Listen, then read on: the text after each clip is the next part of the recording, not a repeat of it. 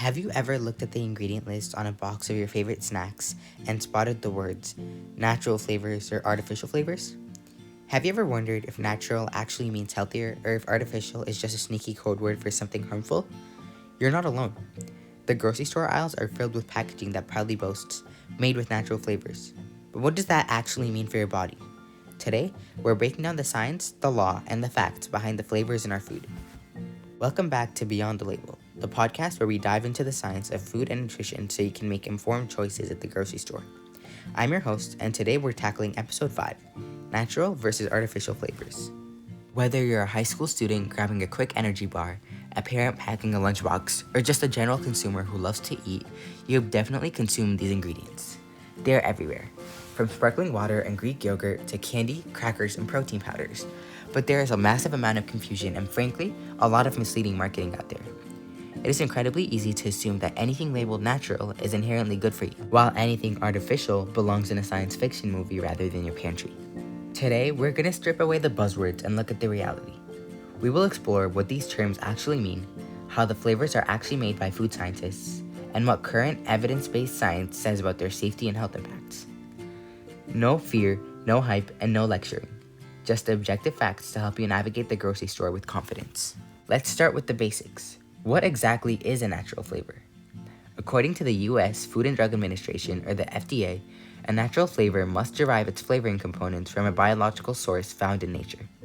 To be specific, the FDA regulations state that it must be an essential oil, an essence, an extractive, or a distillate. It must be derived from a spice, fruit or fruit juice, vegetable or vegetable juice, edible yeast, herb, bark, bud, root, leaf, meat, seafood, poultry, eggs, or dairy products. So if you're eating a bowl of strawberry-flavored oatmeal and the label says natural flavor, the chemical compound giving it that sweet, jammy strawberry taste was originally extracted from a real plant or animal source. However, it does not necessarily mean it came from a strawberry. A natural strawberry flavor might be a combination of natural extracts from other fruits, herbs, or botanical sources that, when combined, happen to perfectly mimic the taste of strawberry. How are they produced? Flavor chemists, which are scientists who specialize in the complex chemistry of taste, use extraction methods like heating, roasting, or fermentation to pull the concentrated flavor compounds out of a source material.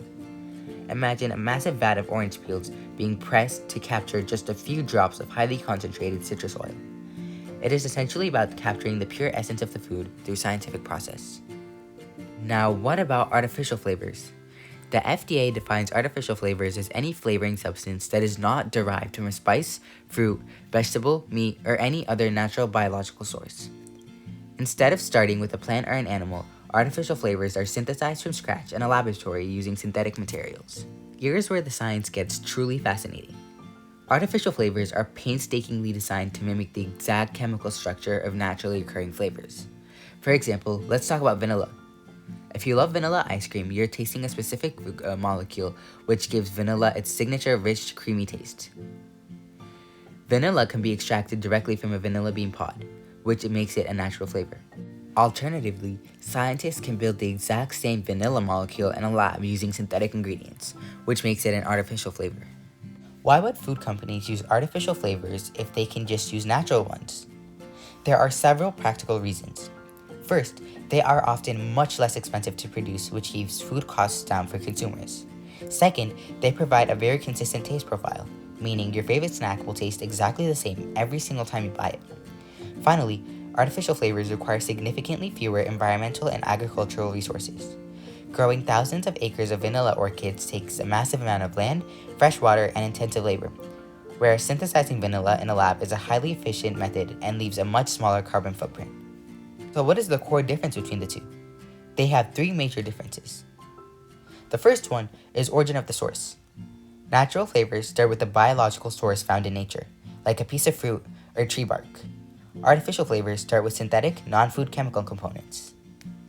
The second one is chemical structure. In many cases, there is absolutely zero difference in the chemical structure. Your taste buds and your digestive system cannot tell the difference between natural vanilla and artificial vanilla because at a molecular level, they are perfectly identical. The third one is nutritional value. According to both the FDA and the U.S. Department of Agriculture, or the USDA, both natural and artificial flavors function strictly to enhance flavor. Neither provides any nutritional value, vitamins, minerals, or usable calories to the food. Because the word natural sounds so wholesome, there is a lot of persistent myths surrounding these ingredients. Let's clear up a few right now. The first myth is natural flavors are organic, untouched, and unprocessed. Research from Harvard University School of Public Health explains that the term natural is absolutely not the same as organic. Natural flavors can still be highly processed in a laboratory to isolate the desired taste. Just because it started as a piece of fruit doesn't mean it hasn't gone through heavy chemical extraction involving solvents and extreme heat. The second myth is artificial flavors are toxic and natural flavors are completely pure. This is a major misconception. A single natural flavor extract can contain dozens or even hundreds of different chemical compounds, including naturally occurring impurities from the plant, as well as remains of the solvents used during extraction. By contrast, an artificial flavor created in a lab is often highly purified, containing only the specific intended flavor molecule with no extra botanical baggage. The third and final myth is natural flavors are inherently healthier. Since both natural and artificial flavors are used in microscopic amounts solely to make food taste good, neither provides nutrition. One is not inherently healthier for your body than the other. Eating a candy bar with natural flavors does not make it a health food. When we look at what the reputable medical and scientific organizations say, the consensus is clear.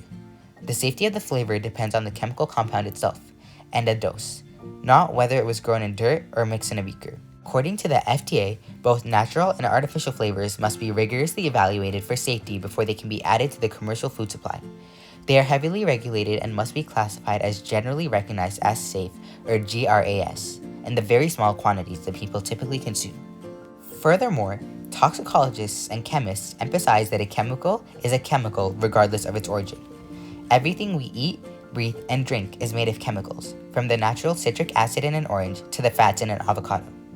Scientific organizations point out that our bodies process identical molecules exactly the same way, regardless of where they originated. If your body digests an artificial strawberry flavor molecule that is structurally identical to a natural strawberry flavor molecule, it treats them identically. Your liver doesn't know or care whether the molecule came from a lab or a farm. How can you use this information to be a smarter, more empowered consumer?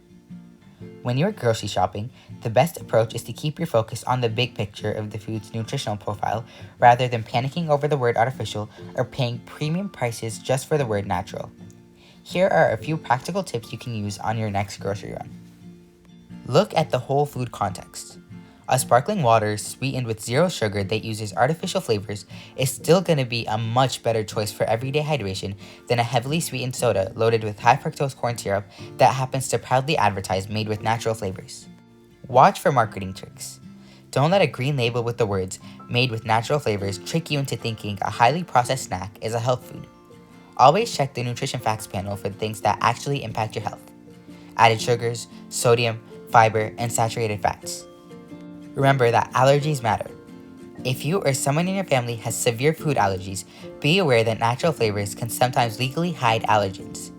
Because a natural flavor can be a complex blend of various fruits, spice, or botanical extracts, the exact source doesn't always have to be spelled out on a label. If you have a specific allergy, it is always safest to contact the manufacturer directly or look for products that are clearly certified as allergen-free. That brings us to the end of episode 5 of Beyond the Label. Hopefully, the next time you see natural flavors or artificial flavors on an ingredient list, you'll know exactly what those terms mean. You won't be swayed by expensive marketing myths, and you can make your food choices based on solid science and your own personal health goals. Thank you so much for tuning in. Keep asking questions, keep reading those labels, and I'll catch you in the next episode.